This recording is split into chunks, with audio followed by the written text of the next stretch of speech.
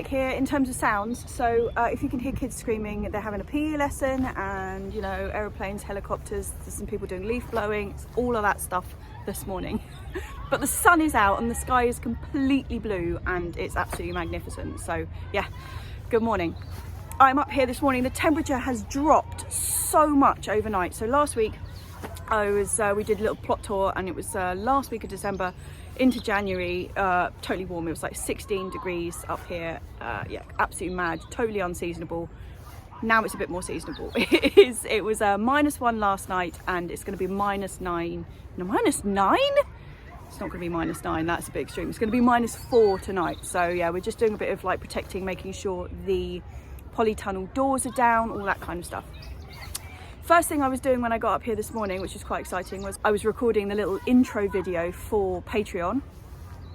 Quite exciting. But I've got that done.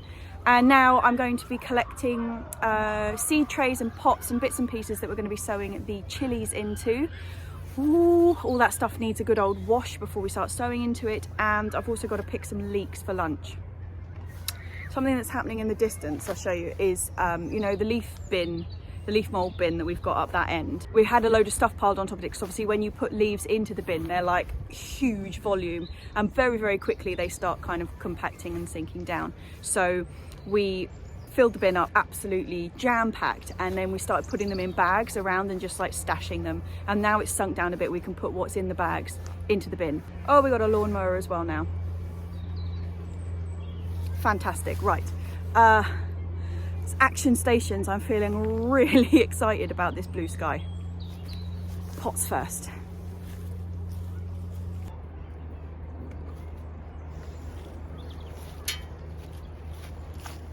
This is the size I'm looking for, and the seed trays, but I don't seem to have them in there anymore.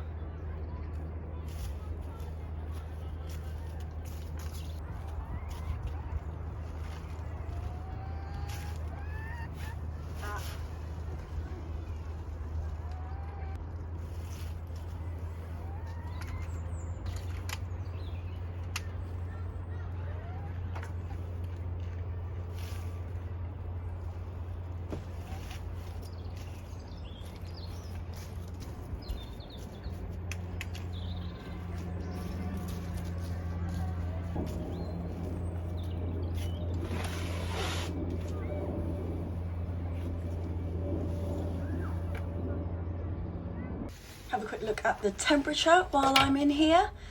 Okay, 1.3, that is not too bad. Be interesting to see what the polytunnel got to.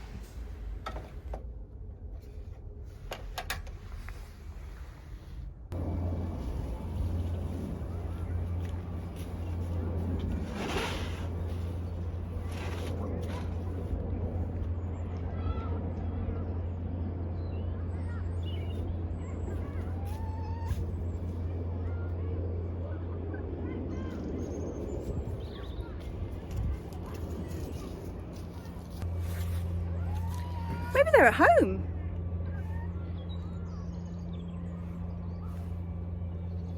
Cool, that's bright.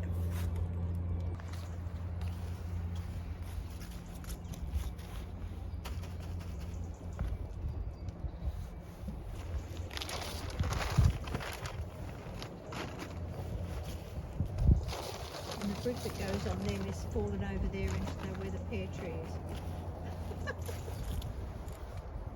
Dear. Crushed the daffs. I think that's enough, and I'll put these ones back in here. Yeah. Just for storage. So now we've just got two more bags to fit in. So hopefully in the next couple of weeks, they'll be in there as well.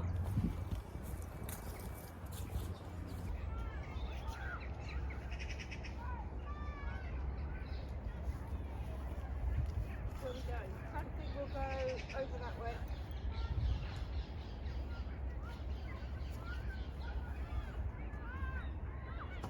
Wonderful. Think about.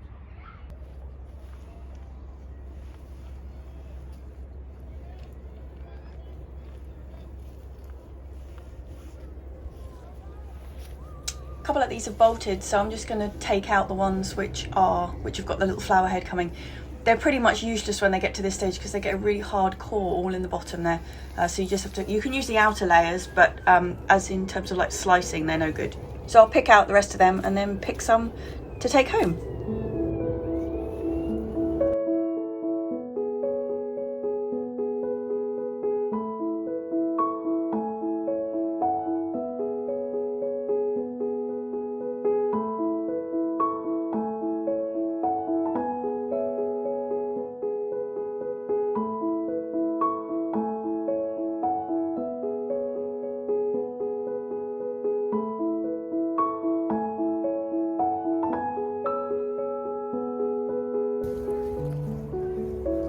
Pretty good. I'm gonna make leek pie for dinner tonight.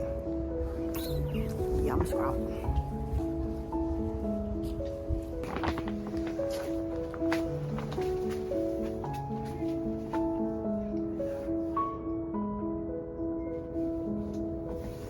Cool. Minus 3.8. We're running at about, what, 5 degrees difference between here and the greenhouse?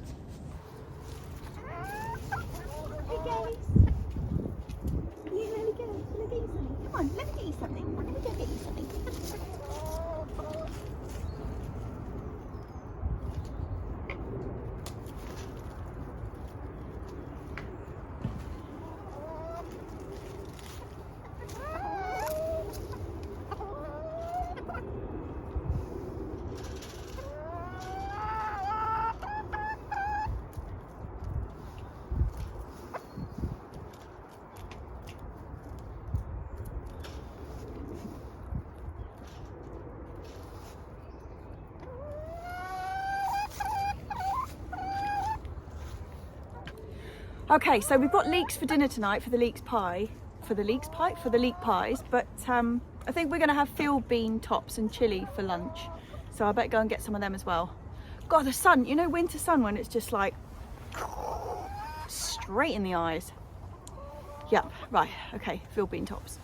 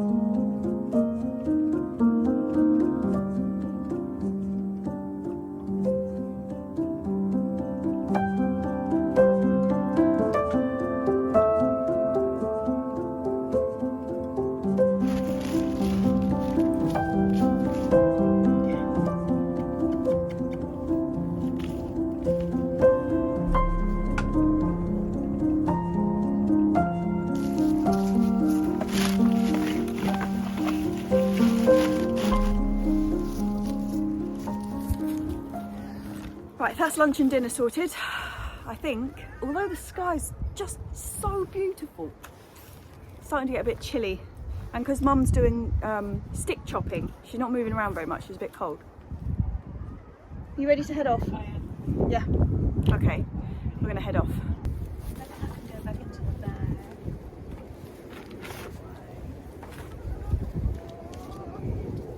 I wonder if it's worthwhile putting those little bits into the shed so they one egg. Don't know if you can see, but look at that. Surprise egg today. Very surprised. Right, I'm going to give these a good wash. Actually, one of the questions that I got last week, and forgive me, I can't remember who asked it, but it was about the front garden, about how it's going, and it's looking good. None of the things that we planted we've lost. They've all taken. So fingers crossed this is all going to look gorgeous in the spring.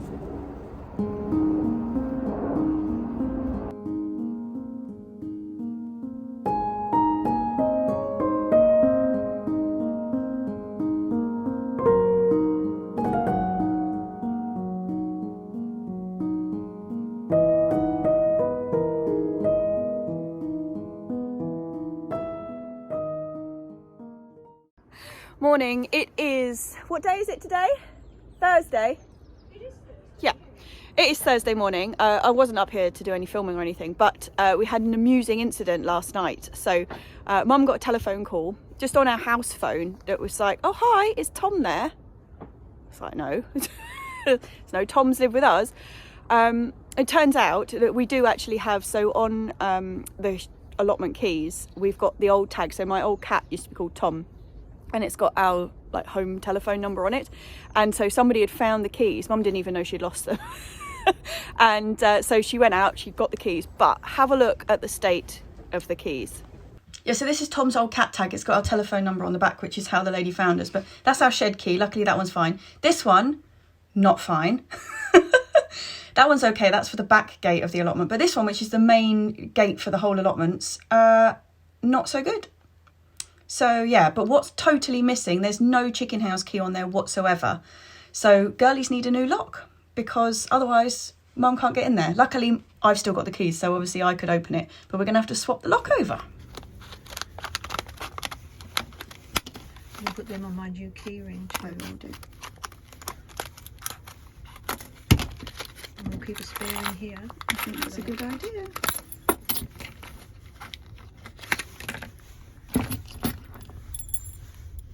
New girly security ready for installation. Okay, cue the dramatic music. Yep,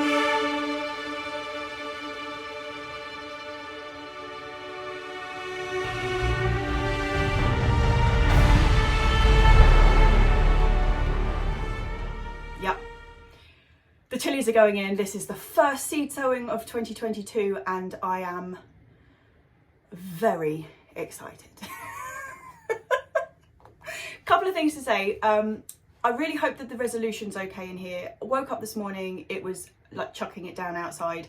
It's now about 3 o'clock in the afternoon and it is still chucking it down outside, and it's really, really dark out there. So I have got just about every light that I own in my office pointing at me right now.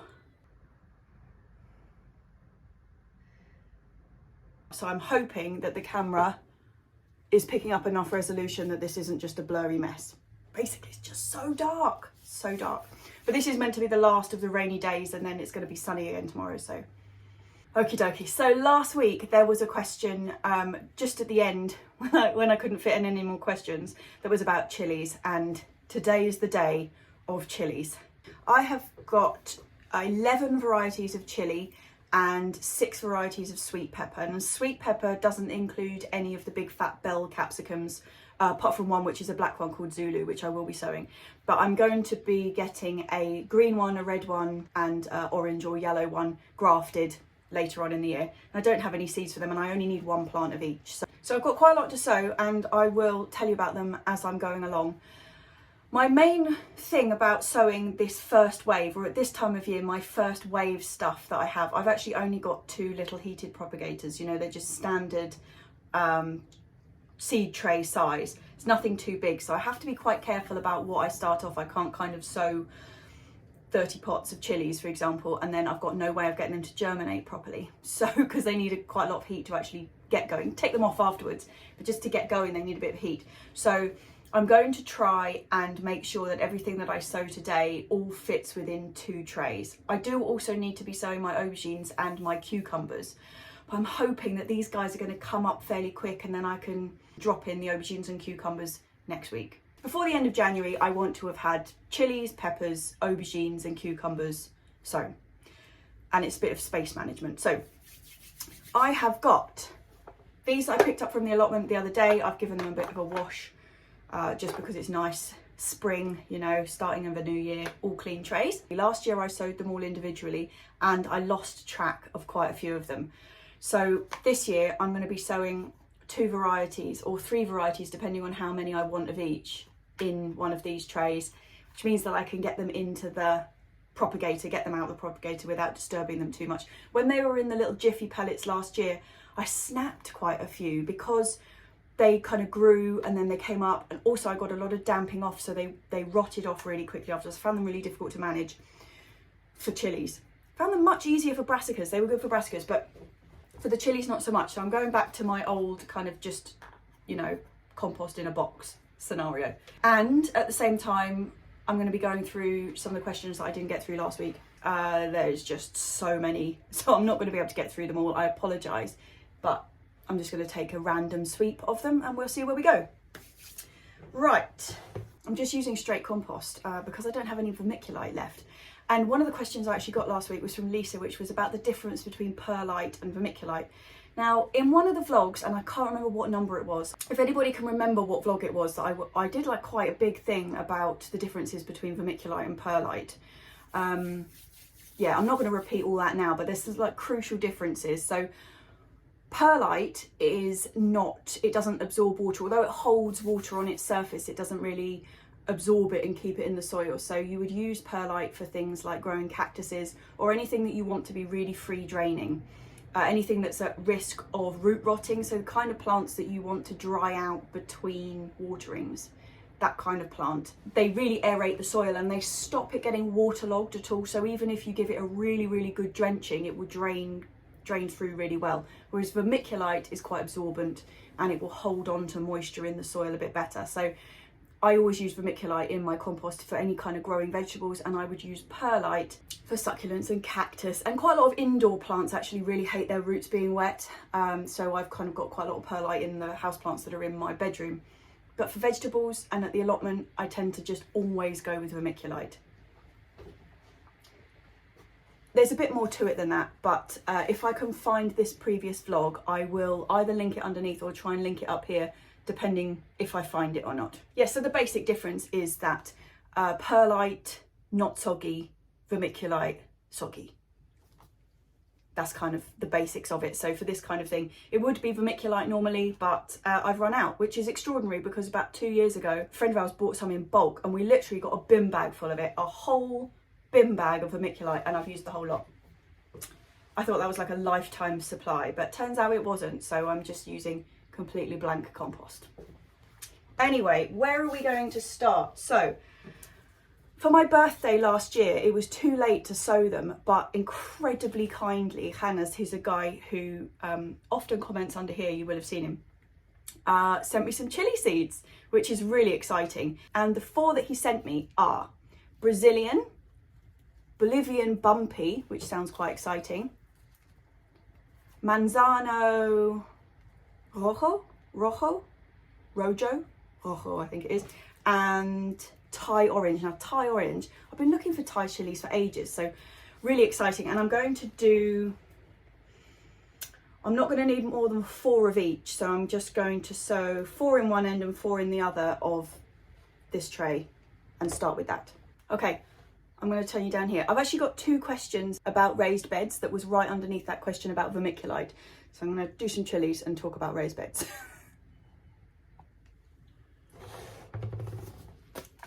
So the 2 questions came from Martin and Claire, and one of them was, do you rotate the planting, like crop rotation, in the raised beds? And the other one was about what happens when your soil is full on your raised beds.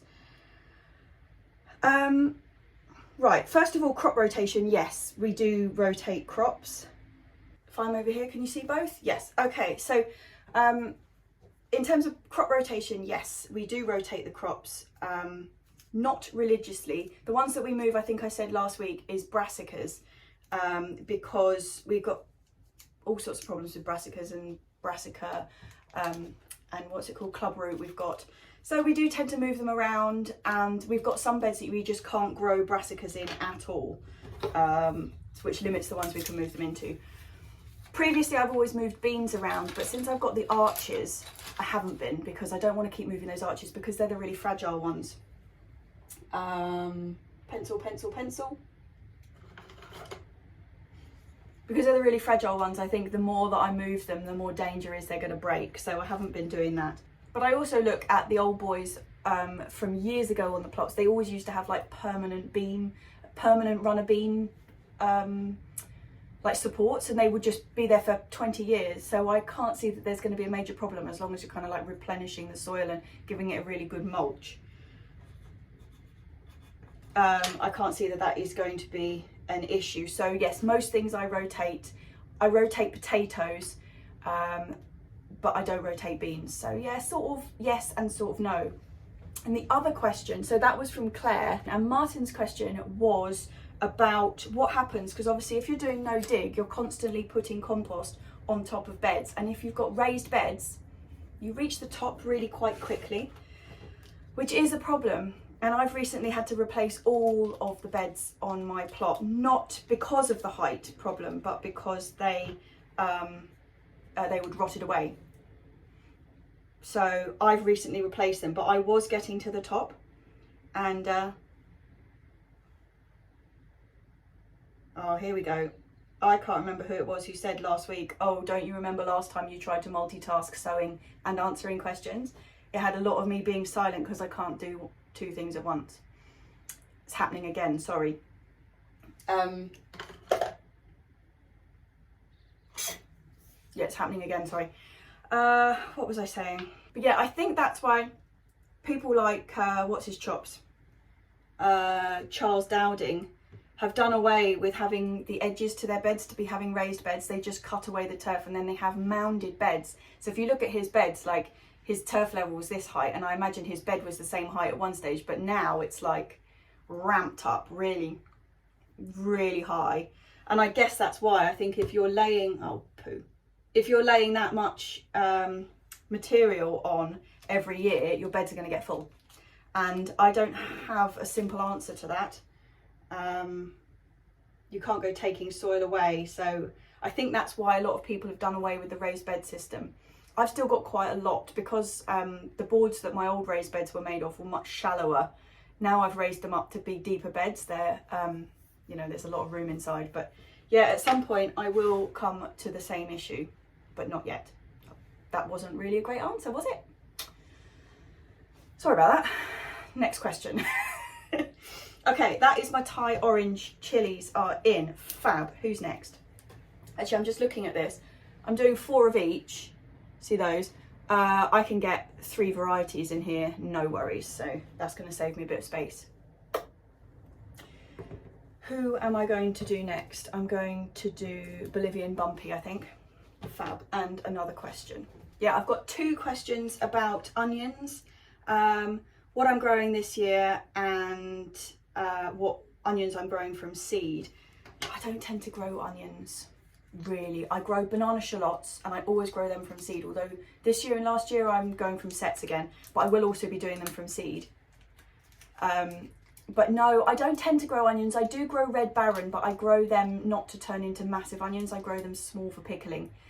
The main reason is that I don't notice a huge difference between the onions that you grow yourself, other than that they're smaller in my case. Like in terms of flavour, the onions that I grow myself, like basic, you know, like big white onions, the ones that I grow myself just aren't different enough from what I can buy in the supermarket for cheapness pounds to make it worthwhile growing them.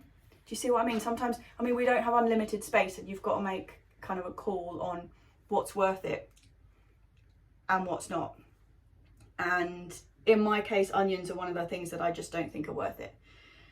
Other people on my plot absolutely swear by growing onions, and that's magic, but just not for me. But I do grow banana shallots from seed, and I grow, every year I grow a variety called Zebrun.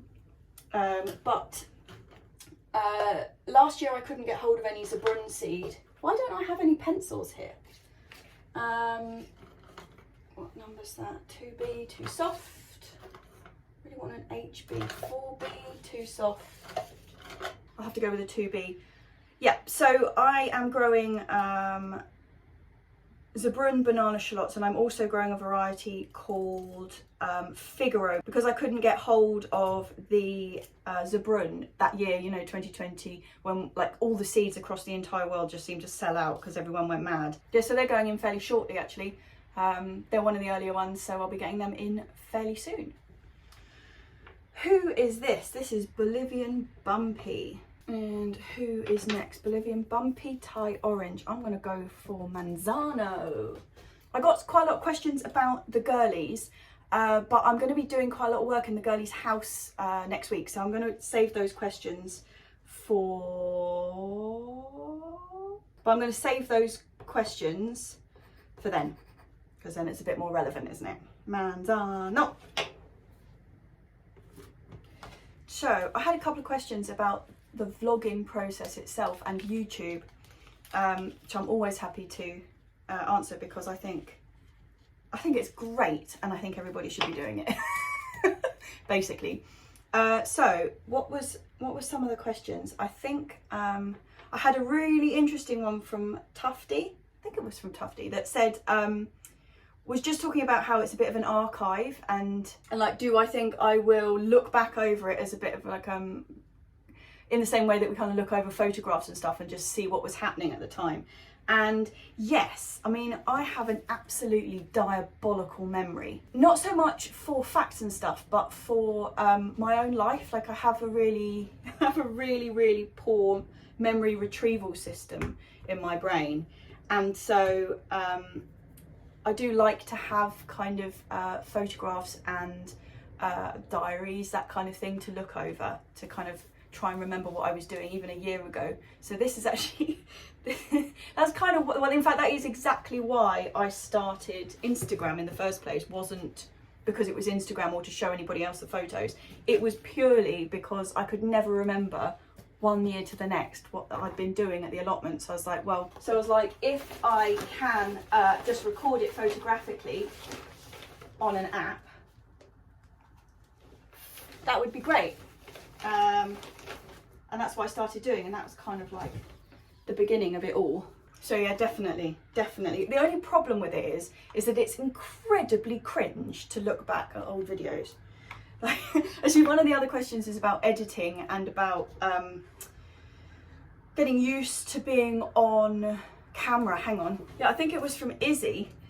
It was about editing, and somebody else was asking about getting comfortable on camera and how and all the tricks of like how you get better at doing this. And all I can say is you just have to start. Invariably it's rubbish to begin with, and I've got to say, looking back at the earlier vlogs, like, I cringe. Just because you learn. Like, I had absolutely no idea when I started out, no idea whatsoever what I was doing. Brazilian,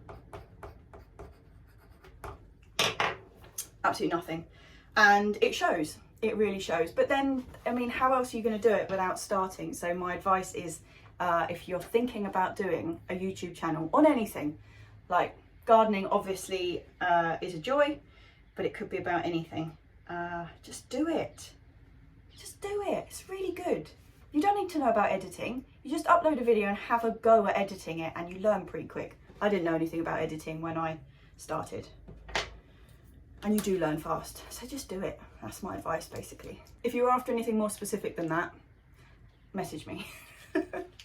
Okay, Giselle asked what I thought of the mashed potato squash that we grew. First year I've ever grown it. In fact, I'd never even heard of it until I saw the seeds last year and impulse bought it. Really liked it.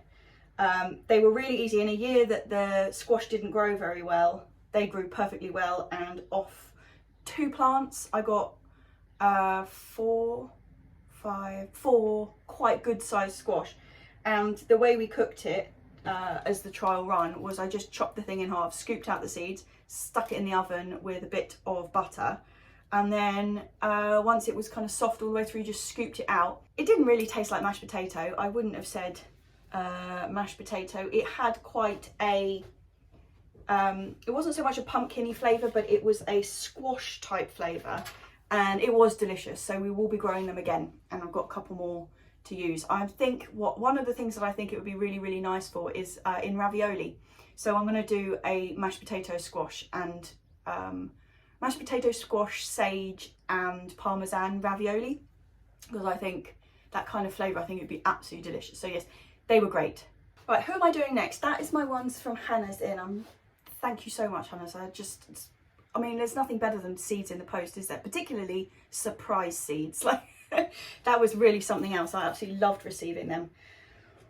What am I going to do next? I'm going to do my 2 Turkish varieties, I think. Another question I got was from She Sows, She Grows, Allotment Diaries, and her question was cruelly impossible. It was, I can't remember whether it was 5 or 10 things, but if you could only grow Say it was 5. If you could only grow 5 things on the allotment, what would it be? What kind of a question is that? I find it difficult to like narrow down to under 10 chilies, let alone blooming 5 only. I guess it would be things that are more difficult to find in a supermarket. I would grow chard. Is that an enormous surprise? I would grow chard. I would grow, what kind of beans would I grow? I'd have to grow a bean. I don't know whether it would be French or runner. I just don't know. I really, really don't know. I'm going to pass on that question. What's this? Turkish Kil. 4 of them. Beautiful. Right, we are flying through this. And I don't think I'm doing a bad job at multitasking. Other Turkish one, which is this chap. Actually, a similar question to that, which is slightly easier to answer, which is from Karen, is what things would you not grow again that you've grown on the allotment? Well, obviously one of them would be asparagus peas, because they're just revolting. Really, there's really not very many vegetables I don't like. Like, even if they're not my favourite, I still eat them, you know. Asparagus peas, I will not go near again. They are horrid, genuinely horrid. But having said that, the plants were pretty and they were easy to grow. So yeah, but they would definitely be one of them. There's also a couple of varieties of things that I wouldn't grow. One of them is a runner bean called Benchmaster. It was awful, had no flavour and was all string, even though it said it was stringless. Really unpleasant bean. A couple of tomatoes I wouldn't grow again. I wouldn't grow Moneymaker or Gardener's Delight again, for reasons that I've explained before. Just because I think there's so many better out there that are of a similar style tomato. They're just not good enough really to make it onto a list when there's so many beautiful tomatoes out there. There was one called Ildi that I grew. Corbaci, C-O-R-B-A-C-I. Yeah, there was one called Ildi that I grew that was a very small, like grape-like cherry tomato that was yellow. Really unpleasant, no flavour whatsoever. And prolific, which was a bit of a shame because we did have masses of them and they were unpleasant, so we didn't end up eating any of them. So yeah, that's off the list. If I think of any other, I will let you know. Okay, 2 trays down, we are sailing. Next tray, next question. What have we got? Question from Adela. Sorry about that. How are you? I'm fine, thank you very much. In fact, I'm really good. I'm incredibly excited about sowing these chilies. I think I'm holding it in. I'm holding it together quite well, but this is pure joy. Like, it has been, actually it hasn't been that long. Like, it was only, November I was sowing things straight in the ground, but this feels like different. This is new. This is the beginning of the new year. This is going to be what's going to be growing and looking just so exciting in the summer. So yeah, having started sowing, I'm a happy runny babbit is what it is. I am one of them. And Sonia says, do I drive? No, I don't drive. I know that a lot of people find it difficult to believe, like people who don't, I mean, there's just no point learning, there's no point driving here. Like, I couldn't have a car. There's nowhere to park it. Mum struggles enough with parking her car. It's so expensive to have a car, and public transport is incredibly cheap and brilliant. So yeah, there's no reason for me to have a car. And if I learnt to drive, then I wouldn't be able to get a car. So I'd just have a license and then I wouldn't be driving anywhere. And then I'll forget. And then I'll just have a license that I couldn't really drive anyway. So no, I don't have a license. I actually had this same discussion with my sister yesterday because, and my niece, my youngest niece is 20, or going to be 20 on Tuesday actually. And she could drive. So Auntie Jess can't drive, but she can. And yeah, but she lives out in the sticks, like they live in the middle of nowhere. So you know, you have to drive and there's parking, you know, here there isn't. So yeah, no, I don't drive. Right, that is my orange habanero gone in. Fingers crossed we get some of these because these make the finest hot chili powder ever. But we didn't get a single one last year, not a single chep. So I've got high hopes this year. So I'm doing 6 of them. I'm only going to have 2 varieties in this one as opposed to 3. So I'm going to do the lemon drop and the orange habanero because, for the same reason, like I absolutely love. I eat the lemon drop fresh as well because they're not too hot, but they've got a really good flavour. Like they're quite a fresh. Does that make sense? They're quite a fresh tasting chili, but they're not too hot. But boy, do they make beautiful chili powder and chili flakes. So I'm going to do another 6 of these, and I'm still living off the 2020 chili flakes from these chaps. So fingers crossed 2022 is a better year for chilies than 2021 because it was pants, absolute pants. Right, lemon, gorgeous. Oh my god, this is getting so long. I might have to do some sped up and less talking, huh? So let me just talk you through what other ones I'm going to be growing because otherwise I'm just going to lose track. So I have sown 2 Turkish varieties. I've got Bolivian Bumpy, Thai Orange, Manzano, Brazilian. I've got some Cayenne to sow. I've got Anaheim to sow, but I think my Anaheim and my Cayenne are both looking really good downstairs. You know, I saved them, or I'm trying to save them over winter. They both look really good. So I'm only going to sow probably 2 each of those, prospecting that the ones I've got downstairs are going to grow. I may be risking things there, but never mind. And in terms of sweet peppers, because I'm not going to have time to sow them with you, I don't think. In terms of sweet peppers, I've got Murasaki purple. Looks pretty sexy, that one, doesn't it? I got the sweet banana pepper, which grew last year for the first time, and it was, despite it being a pants year for them, did pretty well, so I'm quite excited about that. The Friggitello pepper was the one that was the absolute star of the show in 2020. I was absolutely mad about it, and it just produced more peppers than we knew what to do with, and we only had 2 plants. They were just wonderful. Last year, not so much, but I'm going to give them another go because just gorgeous. Like when they work magnificently. So yeah, that's a good one. And I've got one that's supposedly quite similar to it, which is called Nardello, but it's a red. I think it's got the same thin flesh. So with those Friggitellos, they have a very thin skin but thin flesh, and they're very hollow, but with really, really strong flavour. And I think the Nardello is a red version of a similar style of pepper. Although we grew the Nardellos last year and we didn't get one to try, so I could just be making that up, I'm not sure. I'm doing the Zulu again, which was a magnificent bell pepper, black, really, really blacky purple, like aubergine colour. Gorgeous. And I'm going to throw in some just basic Romano peppers. So yeah, that is my peppers for 2022, apart from the 3 grafted bell peppers that I've got on order. That is where we stand. Now there's only one other thing that I have to say.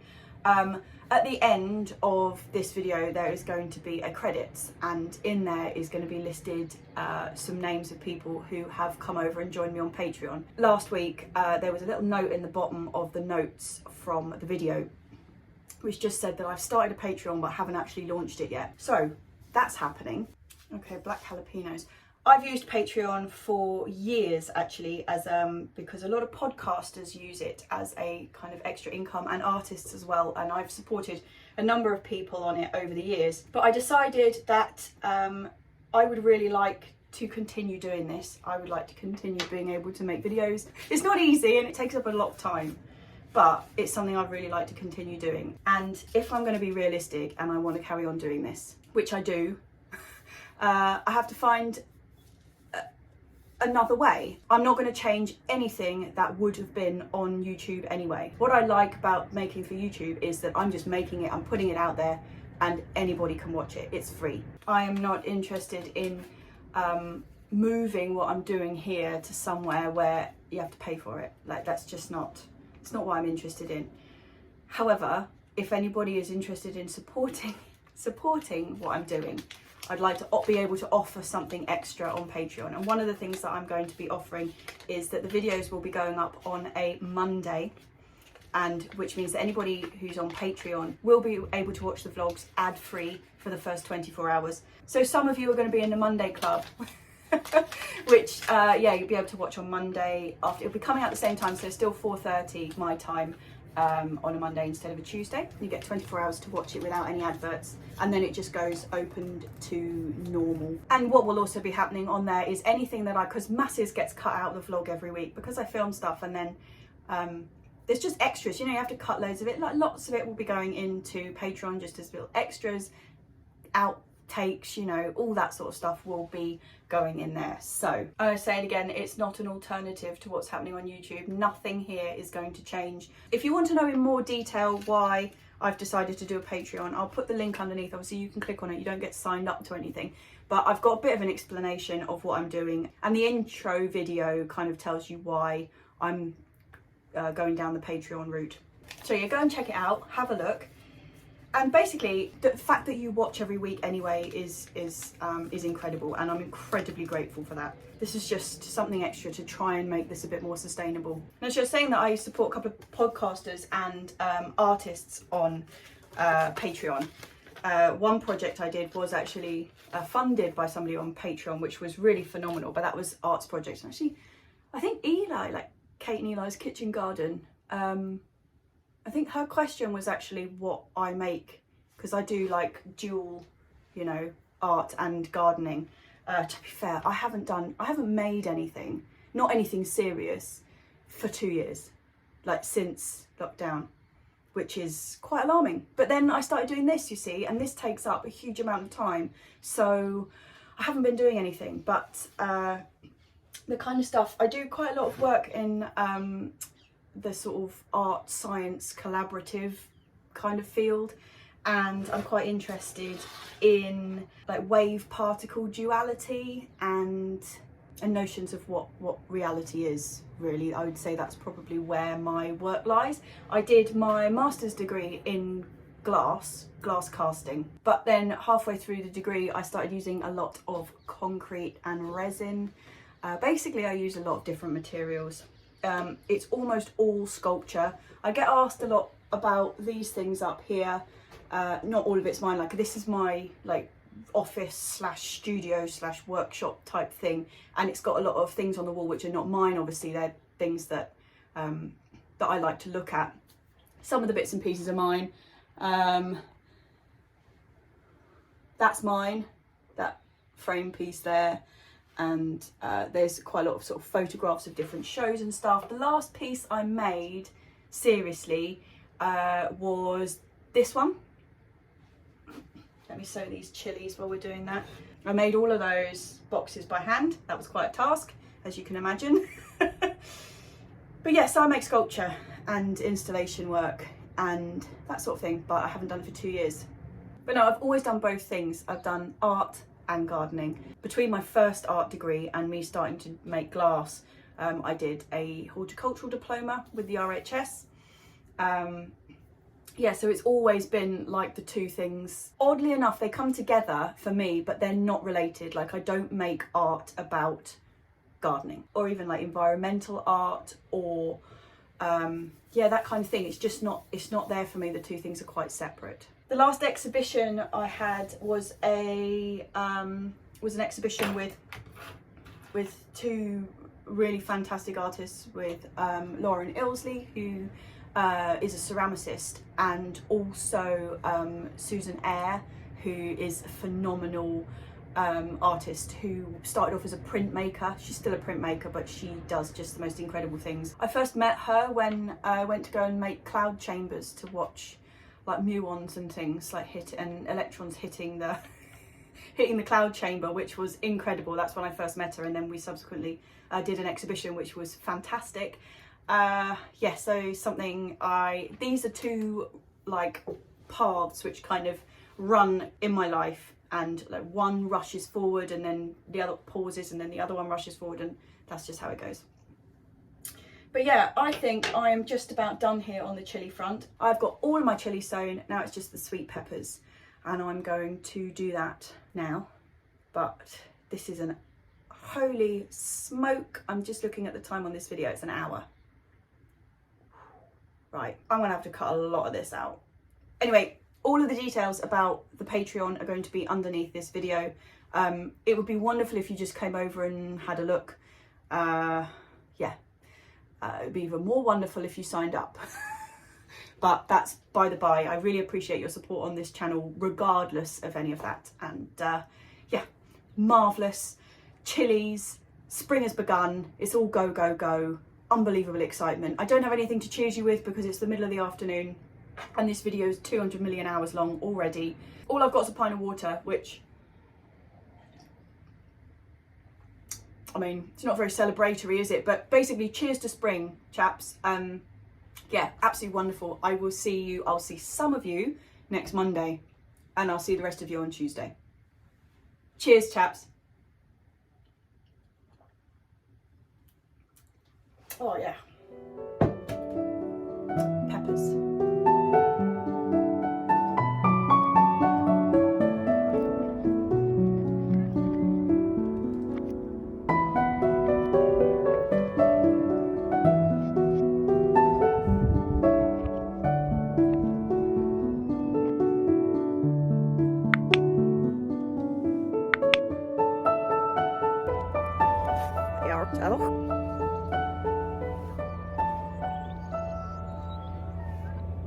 Ja,